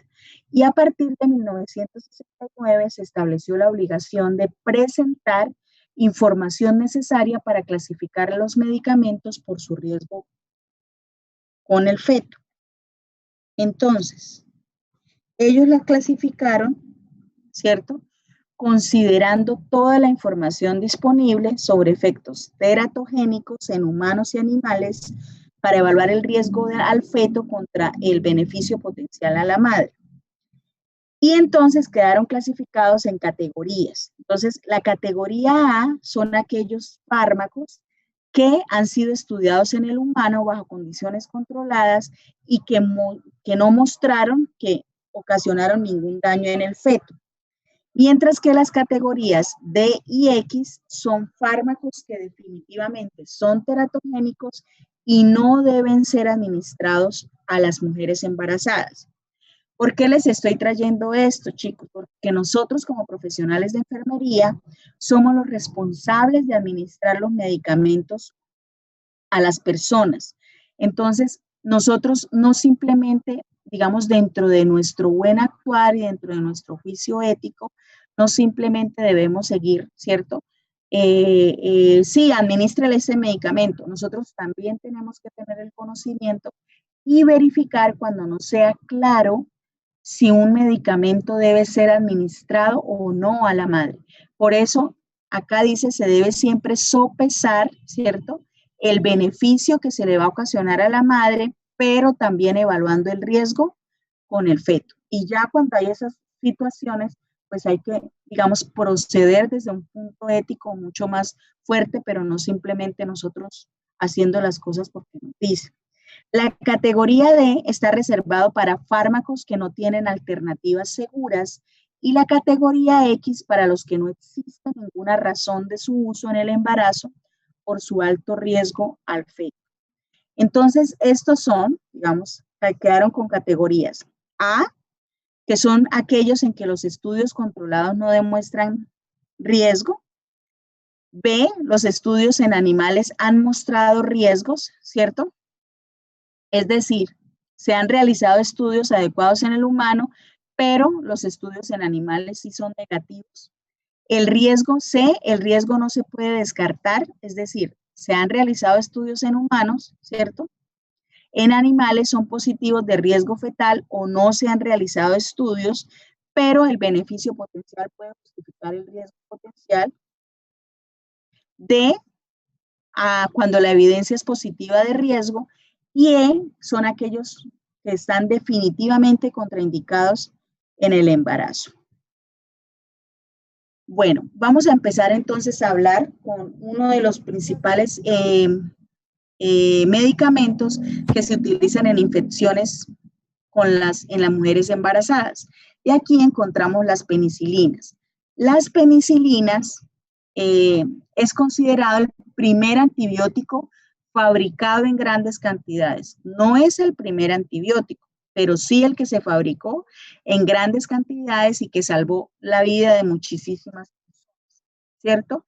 Este medicamento, la penicilina, se obtuvo de aislar el hongo Penicillium en 1941. Las concentraciones plasmáticas de penicilinas y cefalosporinas son menores en las mujeres embarazadas que en las no embarazadas, debido a un aumento en la eliminación renal, que es una de las características que les mencioné hace un momento, cuando les mencionaba lo del aclaramiento renal. Por eso, este aumento de la eliminación renal, es decir, que ellos estén orinando frecuentemente, hace, ¿cierto?, que la concentración plasmática de este medicamento sea mucho menor al compararse con las mujeres no embarazadas. Esto es un factor de seguridad, condiciona una vida de eliminación más corta, es decir, que el tiempo de acción es mucho más corto y se incrementa el volumen de distribución, porque ya les mencioné que se aumenta, digamos, también el gasto.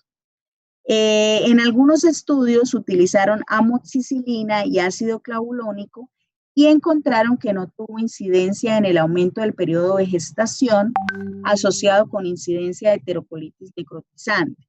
Resulta que las mujeres cuando tienen, por ejemplo, infecciones, hacen ruptura prematura de membranas, les empiezan a administrar antibiótico para seguirlas, es decir, para no desembarazarlas inmediatamente, sino para prolongarles el tiempo de gestación y así darle una mayor viabilidad al feto. Porque si, por ejemplo, una mujer tiene ruptura prematura de membranas a las 28 semanas de gestación, pues el riesgo de que tenga un prematuro y que ese prematuro de 28 semanas pues se muera, pues es mucho más alta que si se deja, por ejemplo, unos 2 semanas o 3 semanas más y el bebé nace de 30 semanas, por ejemplo. Si nace, entre más semanitas tenga, más tiempo va a tener y pues obviamente la viabilidad del feto es mucho más alta. Pero hubo estudios en los que mostraron que en realidad no tuvo incidencia sobre el periodo de gestación. Las penicilinas es importante que se sepa que atraviesan la placenta y es un medicamento considerado seguro para el embarazo. Entonces, existen diferentes tipos de penicilinas, ¿cierto?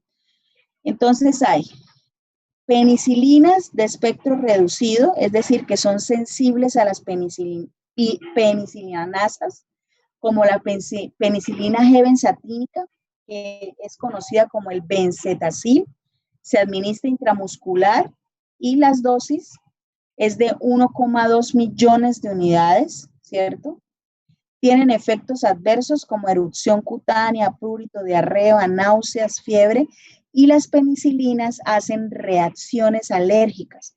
Por eso es muy importante, ahorita lo vamos a ver.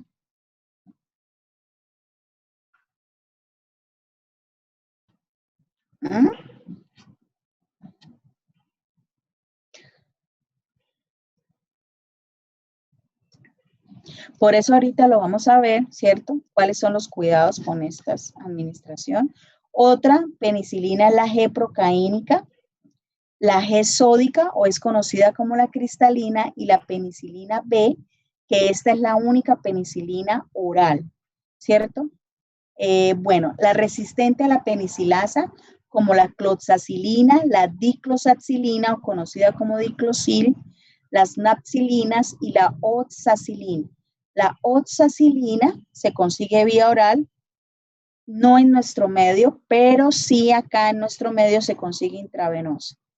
Otras que son de amplio espectro, como la amoxicilina con ácido clavulánico, la ampicilina, que es semisintética, ¿cierto? Por eso se llaman aminopenicilinas y la vacampicilina. Y de espectro extenso, que son las que se utilizan antipseudomonas, como las carbenicilinas, la piperacilina, que viene mezclada también o unida, ¿cierto?, con el tazobactam, la piperacilina tazobactam y la ticarcilina. Esta piperacilina tazobactam es la que se utiliza, digamos, cuando hay betalactamasas de espectro extendido, es decir, cuando los microorganismos han generado resistencia a los antibióticos, entonces se utiliza esta unión. El antibiótico en realidad es la piperacilina y el que se está utilizando, digamos, para romper o para poder entrar, para romper esas betalactamasas, es el tazobactam. ¿Profe? Señora. Disculpe, profe, ¿la penicilina G sódica no es vía oral? Es que ahí sale, no sé. No, sí, sale vía oral, pero nosotros acá no. Esta es la G sódica, es la misma cristalina, pero nosotros la conseguimos intravenosa.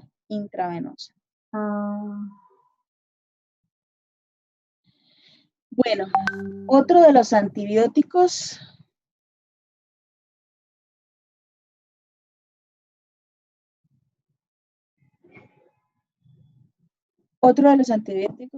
Perdón. ¿Ustedes le dieron el link de la clase a Jonathan Camargo? Profe, ¿usted también le sale él? Es que la profe Eugenia también decía que le salía a esa persona, pero nosotros no sabemos quién es. Me está diciendo que una compañera me pasó el link de las clases. ¿Alguno de ustedes le pasó el link de las clases? No, profe, es que no lo conocemos. Profe, no conocemos. Nadie sabe quién es, profe. No, profe. Jonathan Camargo es un... ¿Ah? Quiero entrar y le pregunta porque pues lleva ya hace tiempo. Sí, y a nosotros no nos aparece en la lista de participantes. Entonces voy a decirle que entre y le preguntamos, ¿quién le dio el link?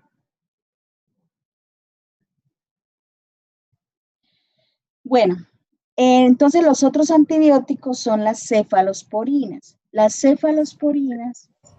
Qué pena, es que si está grabando la clase a mí no me sale. Ay, tienes razón, se había pausado. Ya. Bueno, entonces las cefalosporinas, también nosotros tenemos 4 generaciones de cefalosporinas. De primera se llaman primera generación, segunda generación, tercera generación y cuarta generación.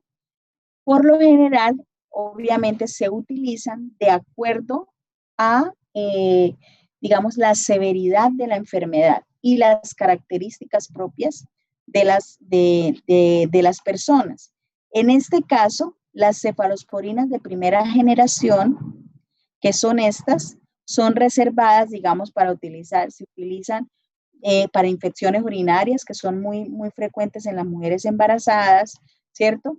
Y hay que cuidarlas porque el problema de estas cefalosporinas es que también se utilizan bastante y si se utilizan mal, pues nos quedamos sin esto y podemos poseer problemas.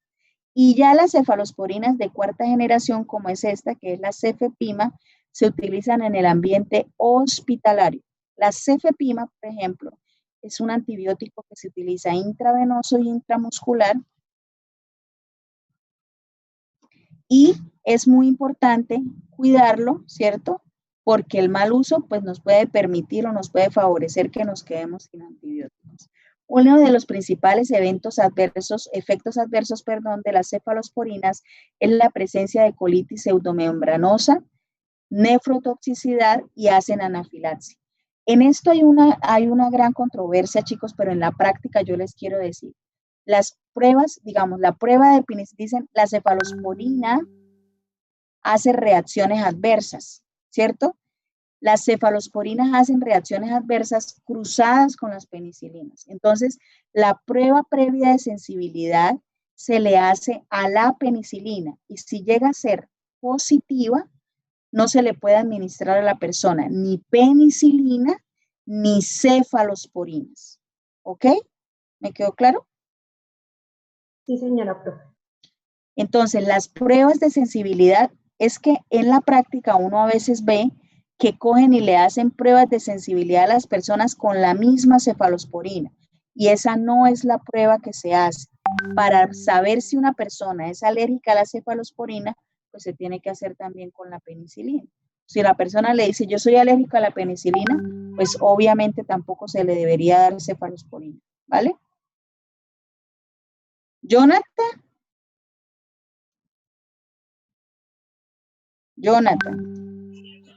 Señora. Jonathan. Buenas tardes, que te profe. presentes porque que no te conocen, que quién te dio el link. Ah, me lo dio una compañera. Yo mismo le pedí el favor que para poder entrar a las clases, pues como yo terminé en septiembre y no me gradúo sino hasta diciembre, pues digamos, quería dedicarle tiempo a repasar estas cosas. Ah, ok, pero ¿cuál compañera te dio el link? No sé, esto me da un poco de pena decir quién fue. ¿Pero es de este semestre o es de otro semestre? Sí, claro, estaba viendo la asignatura. Ah, ok. Bueno. Listo. Listo, chicos. ¿Conocieron a Jonathan? ¿Escucharon? Hola, Jonathan. Hola. ¿Están bien, chicos? ¿No les molesta que asista a la clase? Pues por mí no hay problema, la verdad. Profe, no pasa nada. No, profe. Ok, bueno. Entonces sigamos. Entonces, dentro de los cuidados de enfermería es muy importante que nosotros eduquemos a las personas sobre la administración de penicilinas, de cefalosporinas, ¿cierto? La valoración y monitorización de los efectos adversos, específicamente las alergias. Bueno, con respecto...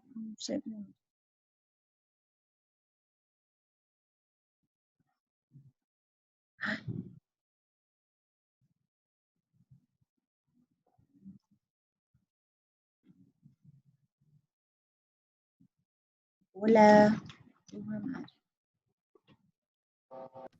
¿Profe? Ahora perdí todo.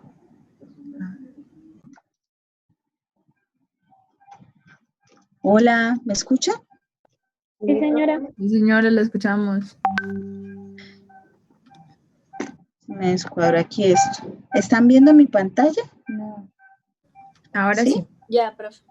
Sí, aunque un poquito borrosa. Bueno, entonces vamos a seguir con los macrólidos. Los macrólidos, ¿cierto? Son antibióticos o antimicrobianos que inhiben la síntesis de proteínas. Ustedes pueden escuchar, se me olvidaba decirles, hay muchos términos, algunos, digamos, el antibiótico es solo exclusivo para el que es, contra la bacteria, ¿cierto? Pero, digamos, en el ámbito clínico, ustedes los pueden escuchar como antimicrobianos o un término que se está utilizando ahorita, digamos que es como el que más se está utilizando, que es los antiinfecciosos, ¿sí? Y pues le da cabida no solo a los antibióticos, sino también a los antifúngicos, a los antivirales, a los antiparasitarios, etc. Un paréntesis, que había olvidado decirles. Bueno, entonces los macrólidos son medicamentos que inhiben la síntesis de las proteínas ligándose al ribosoma bacteriano. A dosis bajas, estos macrólidos tienen un efecto bacteriostático. ¿Qué habíamos dicho que era bacteriostático? Que iban como deteniendo su crecimiento para poder... Exacto, ajá. Es decir, no es que mate, ¿cierto?, la bacteria, sino que retrasa su crecimiento. A dosis altas y en especies susceptibles, estos macrólidos y glicosamidas pueden ser bactericidas. Son eficaces frente a la mayoría de las bacterias gram positivas y a muchas especies gram negativas. ¿En qué se usan? Estos macrólidos y glicosamidas se usan en bacterias que residen en el interior de las células del huésped. Llámese Listeria, Clamidia, Neisseria y Legionella. Bueno, uno de los macrólidos es la eritromicina. La eritromicina se ha estudiado, ¿cierto? Y en diferentes ensayos clínicos han encontrado que las concentraciones plasmáticas de este medicamento en mujeres embarazadas varían mucho en comparación con la de varones y mujeres no embarazadas. Se conoce que la eritromicina cruza la barrera placentaria y que la concentración fetal está entre 5 a 20% de la materna. Es decir, si una mujer tiene 20, ¿cierto?, microgramos en su plasma o su concentración plasmática es 20 microgramos, la concentración fetal es aproximadamente el 5% de esta, 5, es decir, de 1, ¿cierto?, al 20%, que sería 4 microgramos por decilitro. Es decir, la atraviesa, pero la concentración fetal no es muy alta. La claritromicina, que también es un macrólido, acitromicina y rocitromicina, cruzan también la placenta. Y las concentraciones fetales también son bajas como esta. La clindamicina, en cambio, ¿cierto?, cruza la barrera placentaria y la concentración plasmática fetal es de cerca del 50%. Esto entonces nos muestra cómo debemos tener, digamos, precaución con los medicamentos. ¿Cuáles son los principales macrólidos y glicosamidas? Entonces acá tenemos, ya les había mencionado, la acitromicina, la claritromicina, la eritromicina, la eritromicina, la troleandomicina.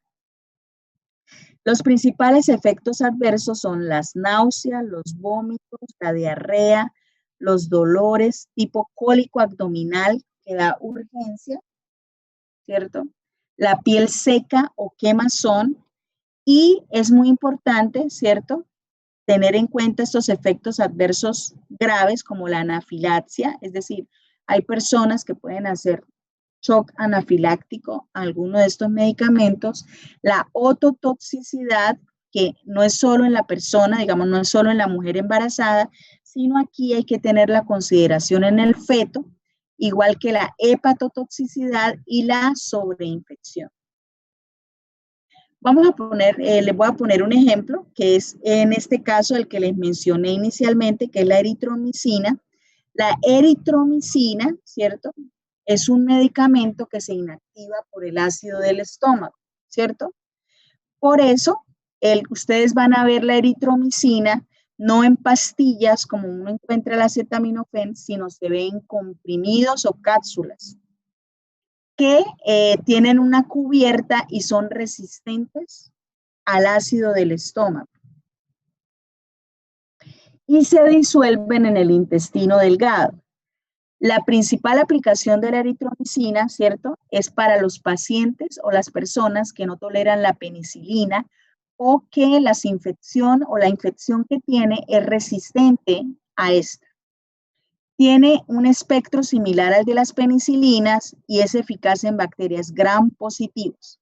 Se utiliza para Bordetella pertussis, que es el microorganismo que ocasiona la tosferina, y para el Corynebacterium diphtheriae, que es el que ocasiona la difteria. ¿Cómo funciona? Más o menos después de que se consume la eritromicina vía oral, el inicio de la acción se da en 1 hora. Por lo general, la absorción por el estómago empieza de 20 minutos a 30 minutos, pero estos medicamentos que vienen envueltos o que vienen en comprimidos o cápsulas, el tiempo de inicio de acción, es un poco más demorado. El pico de la acción de este medicamento se da de 1 a 4 horas, la semivida es más o menos entre 1,5 a 2 horas y los estudios han demostrado cuánto dura una persona que se toma una carga de eritromicina, aún no se conoce. Existen varias precauciones que debemos tener para administrar este medicamento, ¿cierto? Como, por ejemplo, como este medicamento se destruye por el ácido del estómago, pues nosotros debemos administrar, ¿cierto?, con el estómago vacío, con un vaso lleno de agua. Para cuando se utiliza el jarabe, ¿cierto?, se debe agitar la botella enérgicamente, asegurando que el fármaco se mezcle bien. No se debe administrar, ¿cierto?, con zumos de fruta, porque los zumos de fruta inactivan este medicamento y es considerado categoría B del embarazo. Es decir, es un medicamento que se puede utilizar, pero que debemos tener una alta precaución y una monitorización porque eventualmente, como les mostré, tiene estudios, ¿cierto?, en animales, pero que no han mostrado, digamos, no se ha podido identificar si realmente son teratogénicos o no. Y de los diferentes eventos adversos, ¿cierto?, son la náusea, los dolores cólicos abdominales, que ya les mencionaba, los vómitos, ¿cierto?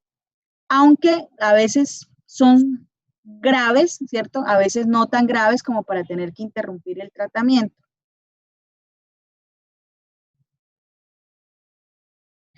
Bueno, entonces, ¿cuáles son los cuidados de enfermería con los macrólidos? Es muy importante educar. Nosotros, una de las principales funciones de nosotros como profesionales de enfermería es realizar la educación de los pacientes y sobre todo con los fármacos. Chicos, nosotros desafortunadamente, digamos, esto se ha diluido en las personas y nosotros hemos descuidado bastante esto. Y yo pienso que una de las cosas más importantes es educar a las personas. Hay que insistirle a la persona que debe tomar todo el tratamiento completo. Como ya les mencionaba, los macrólidos no se deben tomar con zumo de frutas o con jugo de frutas porque inactivan de una vez el medicamento. No se deben, hay que explicarles o hay que educarles que no se deben tomar otros fármacos con receta o libres o de medicamentos de libre dispensación o de venta, productos homeopáticos, vitaminas y minerales, porque todos estos medicamentos interaccionan con los macrólidos.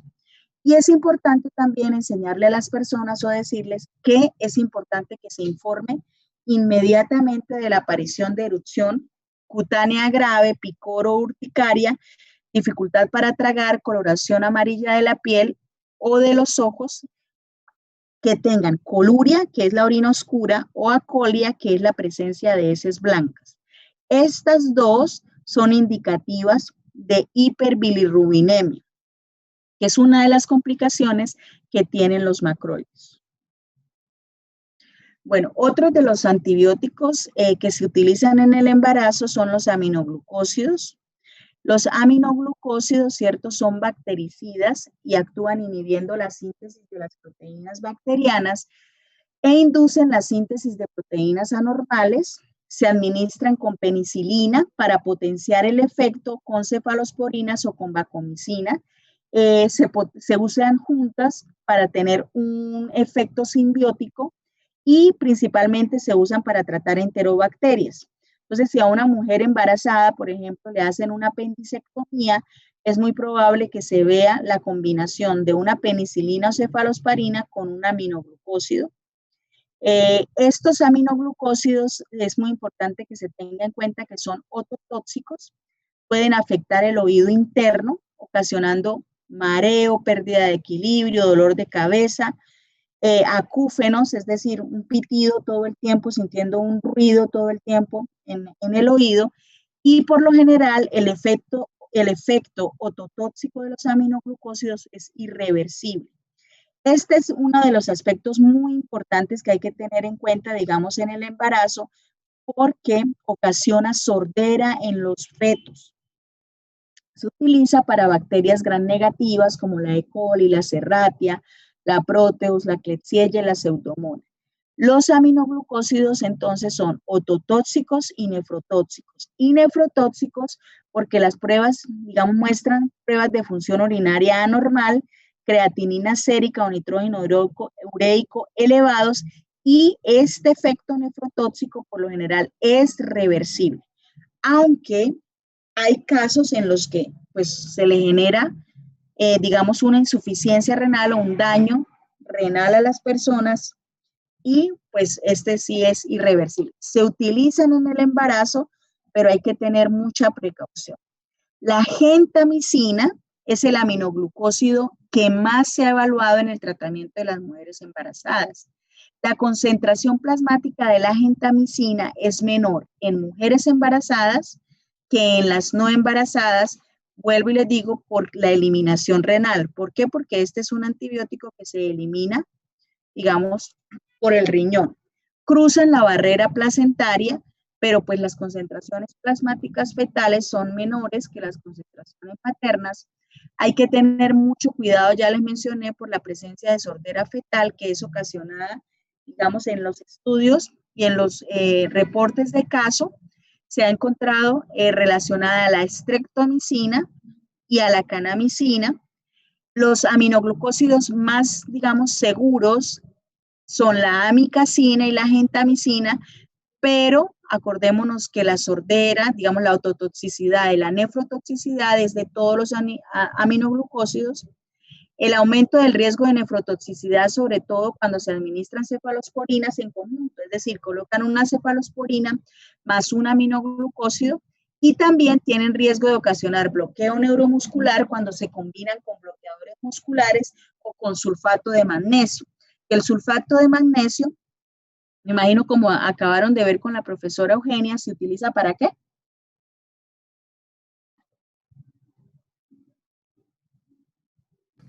Es como profiláctico para... ¿Preeclampsia? Para la preeclampsia, sí. Se usa para preeclampsia, exactamente. Entonces, imagínense en una mujer que tenga preeclampsia y además tenga una infección o una ruptura prematura de membranas y le utilicen un aminoglucósido y tenga sulfato de magnesio. Entonces, hay que tener todas estas consideraciones, chicos. Nosotros como profesionales de enfermería debemos tenerla de que le vamos a administrar este aminoglucósido, pero wow, tengo que estar muy pendiente de revisar los efectos adversos de estos medicamentos. Estos son los principales aminoglucósidos, la amicacina, la canamicina, la estreptomicina, la gentamicina, neomicina, netilmicina, paromomicina y tobramicina. Que la tobramicina, ¿cierto? También se utiliza no solo intramuscular, sino también, digamos, muchas de estas, neomicina también se encuentran oftálmicas, digamos, cuando hacen la vía de administración es oftálmica. Y como ya les mencioné, pues los efectos adversos, la anafilaxia, la nefrotoxicidad, la ototoxicidad y las sobreinfecciones. Entonces les voy a poner el ejemplo de la gentamicina. La gentamicina es un antibiótico de amplio espectro que es bactericida y se utiliza en las infecciones urinarias, respiratorias, nerviosas o digestivas graves. Por lo general, ¿cierto? Se utiliza cuando otros antibióticos menos tóxicos están contraindicados por alguna razón. Es decir, la gentamicina no es de primera línea en las mujeres embarazadas. Se usa a menudo en combinación con otros antibióticos o cuando los fármacos de otras clases se han mostrado ineficaces. Se administra por vía parenteral, es decir, intravenoso, ¿cierto? Por lo general, pero también hay una vía de administración intramuscular o en gotas, como les mencionaba, para infecciones oculares. Para la administración intramuscular, debemos tener precauciones. Primero, que es inyectarla profundo, ¿cierto? En un músculo grande y debemos tener la precaución de que nos fijemos que cuando administramos la inyección intramuscular queda bien profunda y no nos sangra. ¿Por qué? Porque esta gentamicina tiende mucho a hacer abscesos, entonces hay que tener mucha precaución con esto. Use solo soluciones intramusculares o intravenosas del fármaco que estén limpias. Cuando usamos gentamicina o amicacina, siempre se desechan lo que queda. Si por ejemplo la ampolla que viene de 500 miligramos, yo le administro los 500 miligramos y le tenía que administrar, me dicen administrarle solo 300, no se guarda, chicos. Este medicamento no se guarda, se tiene que botar, ¿cierto? Se debe retirar el fármaco si el nivel sérico pico desciende por debajo del intervalo de 5 a 10 microgramos por mililitro y este es un medicamento considerado categoría C del embarazo. Como ya les mencioné, pues es más delicado. El inicio de acción, si es intravenoso, pues es inmediato. El pico de acción se logra en 1 o 2 horas, tiene una semivida de 2 horas y este medicamento tiene un efecto entre 8 a 12 horas. Por eso, estos medicamentos se administran cada 12 horas o incluso dependiendo de la edad, ¿cierto? De la edad gestacional se les administra una dosis única diaria. Es muy importante esto, chicos, porque cuando nosotros vayamos a administrar los medicamentos, si me dice póngale gentamicina cada 6 horas, entonces, uy, no, un momento, ¿cómo así cada 6 horas? Hay que tener en cuenta esto. Y los efectos adversos, ¿cierto? Que pueden ser graves, ya hablamos de la ototoxicidad, ¿cierto? También de la nefrotoxicidad dada por proteinuria, niveles elevados de BUN, creatinina, etc. Bueno, vamos a dejar acá porque necesito hablar con ustedes un segundo. ¿Este es el mismo salón de su profesora? No, profesor, hay otro link. Hay otro link. Ah, bueno, entonces no los demoro. Mañana, chicos, mañana es la primera evaluación de fisiopatología. ¿Están emocionados? Pues...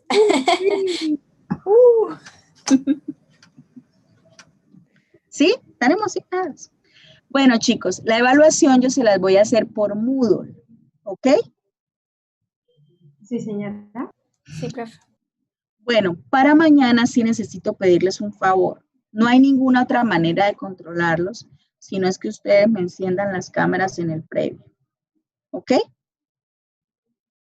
Sí, señora. Entonces es muy importante, digamos, que planeen esto, que lo organicen. Yo voy a estar pendiente con ustedes en el previo. Si tienen alguna dificultad, por favor, me la informan, ¿sí? Que están teniendo, digamos, dificultades. Yo puedo visualizarlos en el Moodle, es decir, yo puedo mirar quiénes están. Lo único que les digo, en el Moodle se le quita una cosa que se llama ventanas emergentes. Entonces, ustedes no pueden abrir ventanas emergentes, es decir, si abren otra, el previo se les va. ¿Sí me hago entender? No, profe. O sea, si abre algo de Google o algo así, se va. Se les envía automáticamente, ¿ok? Y si se les envía automáticamente, pues no va a haber problema. La idea de esto es que ustedes solo abran las pantallas, digamos, o solo abran la ventana, pues del previo, ¿ok? Profe, ¿y cuando Sí, se cierra por mala conexión? No, cuando se cierra por mala conexión, eso sí, ustedes pueden volver a entrar, lo refrescan y vuelven e ingresan al previo, ¿vale? Profe, ¿cuánto tiempo tenemos? 2 horas, van a tener 2 horas. Vamos a estar de 2 a 4 de la tarde. ¿Vale? De cualquier cosa, profe. ¿Cuántas preguntas? ¿Cuántas preguntas son? Creo que son 34. Luego del parcial hay clase, profe. Sí. Es que la emoción aumenta. Ay.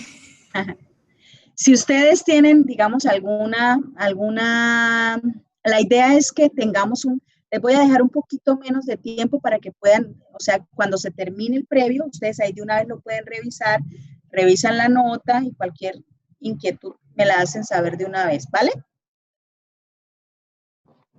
Ah, o sea, apenas acaba una vez nos dan la nota del parcial. Ah, ok. Gracias, profe. Sí, señora, de una vez. Y si tienen alguna, digamos, quieren alguna aclaración o tienen alguna, de una vez me la dicen y yo de una vez la reviso y la corregimos de una vez, ¿vale? Profe, una pregunta, ¿y la cámara tiene que estar activada el tiempo del parcial? Por lo menos en este caso es que yo le comparto datos al computador y porque no tengo Wi-Fi, sino los planes de la universidad y a veces eso se pone un poco lento. O sea, ¿es todo el tiempo? Pues idealmente sí, Marisol, pero cualquier cosa, por eso les digo, o sea, la idea es que ustedes me estén avisando todas esas cosas. Yo estoy mirándolos yo tengo aquí tengo toda una central de cómputo montada. Digamos, tengo varias ventanas, pero lo ideal es sí, ¿vale? Nos vemos 10 minuticos antes de las 2 para yo poderles dar algunas indicaciones, o 5 minuticos. La idea es que a las 2 en punto empiece el parcial, ¿vale? Listo, profe. ¿Quién tiene preguntas? ¿Luisa? Sí, profe, qué pena, pues no con respecto al parcial, pero sí con lo de la correlación, profe. No sé si podrías enviarla hoy mismo o algo así. Sí, ya mismo se las voy a subir. Les voy a subir todas, el profesor Hernán me estuvo comentando, les voy a subir todas de una vez para que las vayan pudiendo revisar, ¿vale? De una vez se las voy a revisar. Muchas gracias. Muchas gracias. Bueno, mis niños. Bueno, profe, chao. Nos vemos mañana. Gracias. Chao, preciosos. Chao. Que tenga buena tarde. Lo mismo, chao.